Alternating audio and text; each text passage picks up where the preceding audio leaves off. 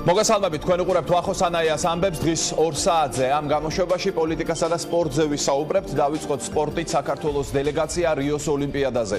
შედეგი, რომელიც ქართველებმა დღემდე აჩვენეს და დღევანდელი დაპირისპირება საქართველოს დღეს ადამ ოქრუაშვილის გამოსვლას ელოდება. მისი მოწინააღმდეგე იაპონელი სპორტსმენია. დღეს ქართველები კიდევ ორ სახეობაში იასპარეზებენ ბატუტზე ხტომა ლიუბა გოლოვინა და მძლეოსნობაში სიგრძეზე ხტომა ბაჩანა ხორავა. რიო დე ჟანეიროს ოლიმპიური თამაშების დაწყებიდან დღემდე ქართველებმა ორი медали მოიპოვეს ორივე ძიუდოისტმა ლაშა შავდათუაშვილი ბრინჯაო და ვარლამ ლიპარტელიანი ვერცხლი.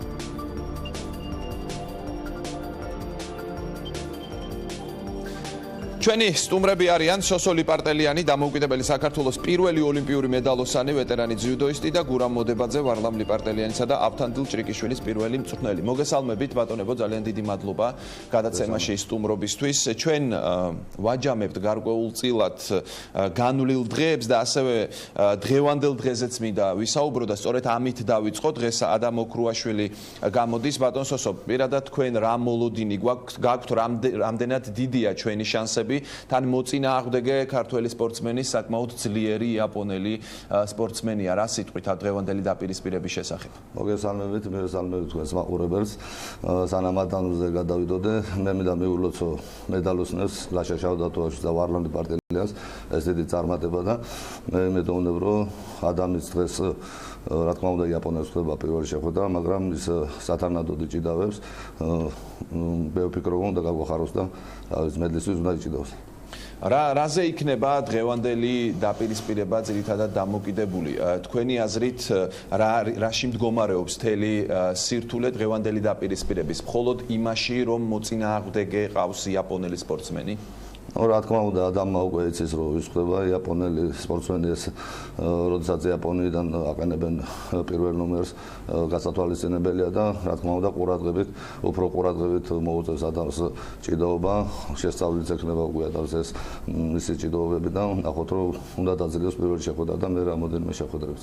ბატონ გურამ, თქვენ რა სიტყვით დღევანდელი შეხვედრის შესახებ? მოგესალმებით.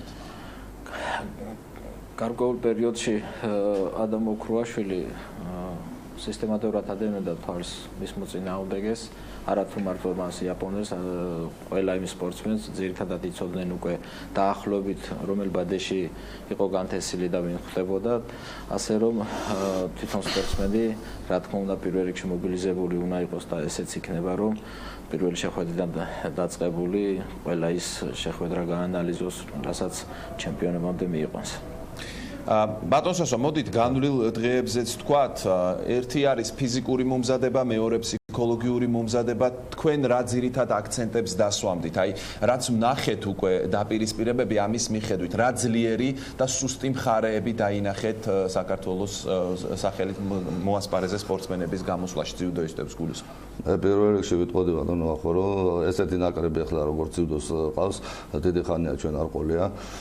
იყო თაობათაცვლა, მაგრამ უკვე გუნდი შედგა. რა თქმა უნდა ყველა შეეძლო მედლისთვის ჭიდაობა. დაგვწყდა გული პაპინაშვილის ჭიდაობით, რომელსაც შეეძლო მესამე ადგილი აიღო. შავდათუაშვილისთვის მაქსიმუმ გააკეთა, რადგან ასეც ვიცით რომ სხვა წონაში გადავიდა და 73 კილოში მან დაიმკვიდრა უკვე ადგილი. ამიტომ ვამბობ რომ ეს ბრინჯაოც დიდი წარმატება იყო მისთვის. ვარლამა დაუშვა ფინალში პატარა შეცდომას, ცოტა გადააგდა რა ოქროს ავებებდით. საერთო ჯამში ალბათ არის ოლიმპიადა ესეთი რომ შეიძლება ფიზიკურად იყო მომზადებული ძალიან, მაგრამ ფსიქოლოგიურად ვერ განეწყო და ეს ალბათ ავთოს დაემართეს. რატომ მოხდა? აი ფსიქოლოგიურ ფაქტორს გაუსვით თქვენ მაინც ხაზი, რატომ მოხდა ეს? არ იყო საკმარისი დრო თქვა სპორტსმენების ფსიქოლოგიურად მოსამზადებლად თუ რა ფაქტორებზე არის დამოკიდებული ეს ყველაფერი? ავთო მეორე ოლიმპიადას ჭიდაობს უკვე გამოცდილება, ვინც არის სოფლიო ჩემპიონი და ევროპის ჩემპიონი, მაგრამ ხდება ადამიანი არის ვერ განეწყო როგორც ჩანს, მე როგორც ვიცი ნაკრებს ყავდა ფსიქოლოგი და უტარებდა ტრენინგებს ექიმებთან ერთად და ეს არაგდათ თვითონ ნაკრებს, მაგრამ ხდება ხოლმე ეგეთ რაღაცები. ბატონ გურამ, თქვენ რა სიტყვით როგორც ფსიქოლოგიური ისევე ფიზიკურ მომზადებაზე, საერთოდ ამ ორ კომპონენტში რამდენად ძლიერად იყვნენ ჩვენი სპორტსმენები მომზადებულები, თქვენი აქცენტები რა იქნება, აი რაც ნახეთ დაპირისპირებები, რა დასკვნები გამოიტანეთ? ვიდრე გადავიდოდეთ ამ ფსიქოლოგიურ მოვლენაზე, მინდა პირველ რიგში ლაშა შავდათუაშვილს და ვარლამ ლიპარტელიანს მიულოცო ეს წარმატება.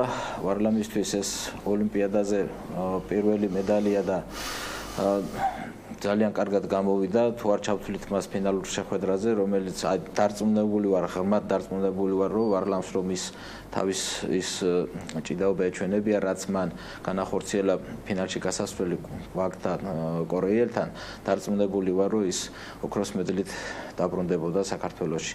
მაგრამ მინდა აღვნიშნო, რომ მე როგორც პირადი მწვრთნელი ვერ გამოვხატე ის სიხარული და ეხლაც რაღაც ისეთ შინაგანად ვარ ჩაკეტილი, რომ ავთანდილ ჭრიკიშვილი იმდენად ზემოქმედება იმოქმედა მარტო ჩემზე არა როგორც პირად მწვრთნელზე, ანუ ყველა იმ ადამიანზე, ვინც თვალყურს ადევნებდა ტელევიზიას და ოლიმპიურ თამაშებს, რომ აი ეს ყველაფერი ის გულში ანუ შინაგანად მოვიკალი და მთელი 2 ღამის განმავლობაში იმ ღამეს, როდესაც ის განმოდიოდა და მეორე დღეს, როდესაც ვარლამ ლიპარტელიანი ასპარეზობდა, 2 ღამე თითქმის მარტო ვიყავი ჩაკეტილი და მარტო უყურებდი ამ ყველაფერს, იმიტომ რომ ნამდვილად არ მოველოდი ეს იყო მათთვის მეორე ოლიმპიადა, პირველი ოლიმპიადა, რომელიც გამოვიდნენ მაშინ იმდენად არ ვიყავი ესეთნაირად განწყობილი, ვინაიდან მათ იმხელად ტრავმა მიიღეს ფსიქოლოგიური ავარიის შედეგად, ნამდვილად არ ცველოდებოდი, რომ ისინი მედლებით დაბრუნდებოდნენ ინგლისიდან, მაგრამ დღევანდელ შემთხვევაში რაღაც ღრმად ვიყავი დარწმუნებული, რომ ორივენი ოქროს მედლით უნდა დაბრუნებულიყვნენ. რაც შეეხება ფსიქოლოგიურ მოვლენას, სპორტსმენი პირველ რიგში რა თქმა უნდა მობილიზებული უნდა იყოს ყველანაირად, ფსიქოლოგიურადაც, ფიზიკურადაც. მე ვერ ვიტყვი ახლა რომ თქვათ ესენი მზად არ იყვნენ ფიზიკურად, იმიტომ რომ გარკვეულ პერიოდი პირველ რიგში მადლობა მინდა გადაუხადო ავთანდილ ბერიძეს, რომელიც გვერდში ედგა და ფიზიკურად ძალიან კარგად იყვნენ მომზადებულები. რაც შეეხება ფსიქოლოგიურ მომზადებას, მე ვთვლი, რომ ფსიქოლოგიური მომზადება ეს არ არის მარტო 1 კვირის და 2 კვირის შედეგი. ფსიქოლოგიურად სპორტსმენს ყოველთვის გვერდში უნდა ყავდეს სპორტული ფსიქოლოგი, რაც შეიძლება მწვრთნელმა ბევრი რამე ვერ გადასცეს, ვინაიდან არის რაღაც ისეთი მომენტები, რაც სპორტულ ფსიქოლოგს ახასიათებს და ეს ყველაფერი თქვა შეიძლება მწვრთნელმა არ იცოდეს იმ დონეზე. ამიტომ მე ვთვლი, რომ პირველ რიგში სპორტული ფსიქოლოგია ჭირდება ჩვენ სპორტსმენებს და მე შემდგომ კიდევ ის ინდივიდუალური მუშაობა ჩემი თვალსაზრისით, რაც ჩვენ ბიჭებს აკლიათ. ანუ ამ მიმართულებით ნაბიჯები არის სასწრაფოდ გადასადგმელი, როგორც თქვენი საუბრიდან გავიგე და ეს არის ასე ვთქვათ ხარვეზი ქართულ სპორტში, კონკრეტულად ახლა ძიუდოზე რადგან ვსაუბრობთ. ხარვეზი არის იმიტომ რომ გავიაროთ წონების და მიხედვით ფაქტიურად ყველას ერთი და იგივე ჭირს.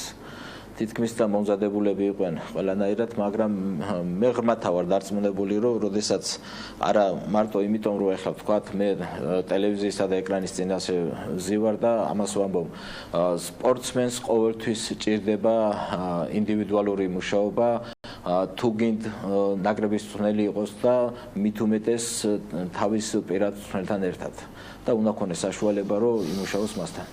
ბატონ შოსო, აი რა თქმა უნდა ჩვენ ყველას გვაქვს სურვილი, რომ ოქროთი დავბრუნდეთ რიოდან, მაგრამ ნუ ეს ძალიან რთულია დამეთანხმებით ამის ახლა გაკეთება, მაგრამ მიუხედავად ამისა, მაინც როგორ შეაფასებდით საბოლოო ჯამში ჩვენი სპორტსმენების გამოსვლას, ხო? გასაგებია რომ ყველას გვინდა ოქრო, ეს ფსიქოლოგიური მომენტი ვახსენე და ესეც ოლიმპიადის დასრულების შემდეგაც ძალიან მნიშვნელოვანია სპორტსმენებისთვის, მათი ჩამოსვლის შემდეგ თქვათ აქ როგორი განწყობით დახვდებიან ხომ ადამიანები. რა სიტყვით მაინც იმ შედეგზე, რომელიც ჩვენ ამ წუთისთვის გვაქვს? რა თქმა უნდა, ძიუდო არის ერთადერთი სპორტი, რომელიც მოყოლებული ყველა ოლიმპიადიდან მედის გარეშე არ დაბრუნებულა. ნუ აქ იყო ზოგჯერ ბრინჯაო იყო მარტო, იყო ოქროს, რა თქმა უნდა, ვერცხლიც იყო, მაგრამ რო შევხედოთ რაც შედეგი გვაქვს დღესდღეობით, უბრალოდ ავტომ დაგწყვიტა გული და სხვა ბიჭებმაც შეეძლოთ მათ медали აიღოთ. მე ვფიქრობ, რომ ნორმალური შედეგი არის ჯერჯერობით, მით უმეტეს კიდე ადამი თუ დაამატებს დღეს медалს. დიახ. ბატონ გურამ, აი მე მინდა გითხოთ საჯობაზე, ეს ძალიან მნიშვნელოვანია და სხვა შორის არაერთხელ გაკეთდა აქცენტი, აი გუშინდელი დაპირისპირების დროსაც იყო ამაზე აქცენტი. რას გვეტყვით იმ საჯობაზე, რომელიც კონკრეტულად ქართველ სპორტსმენებზე ვთქვათ ამ წუთას და არა ზოგადად ოლიმპიადაზე, თქვენი აზრით მიკერძოებას, შეცდომებს რამდენად ჰქონდა ობიექტური თვალსაზრისით ადგილი? ვინც თვალყურს ადევნებდა, მე მხედველობაში მაქვს პროფესიონალები, ისინი ძალიან კარგად დაინახავდნენ, რომ განვლილი თუ გინდ წინა ევროპის, სოფლიოსა და ოლიმპიურ თამაშებთან შედარებით წლევანდელი ოლიმპიური თამაშები იყო რაღაც ძალიან დიდ დონეზე აყვანილი საჯობის კუთხით და თითქმის არც ერთი ისეთი ხარვეზი არ ყოფილა, თუ არ გამოურიცხავთ რაღაც პატარა ნიუანსებს, თუ გინდა იგივე ვარლამლი პარტელიანთან ფინალურ შეხვედრაში, რომ თქვათ, შეიძლება და იქ გაფრთხილების მიცემა ბეიკერთან, მაგრამ მთლიანობაში რომ ავიღოთ, საჯობა იყო ძალიან დიდ დონეზე აყვანილი. ბატონ სოსო, თქვენ იზიარებთ ამ მოსაზრებას საჯობასთან დაკავშირებით?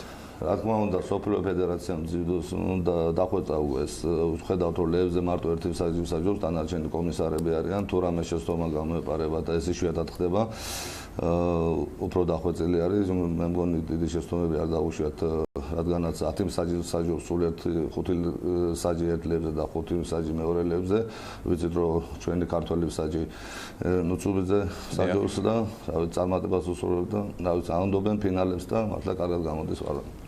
აი ერთი ფსიქოლოგიური მომენტი ბატონ გურამ, რაც თქვენ გაამახვილეთ ყურადღება და სპორტული ფსიქოლოგია, ეს ერთია, მაგრამ აი უკვე მომავლისკენაც რომ გავიხედოთ, თქვენი აზრით რა ძირითადი სამუშაოები იქნება ჩასატარებელი იმისთვის, რომ მომდევნო შეჯიბრებებზე ჩვენ უკეთესი შედეგები გქონდეს?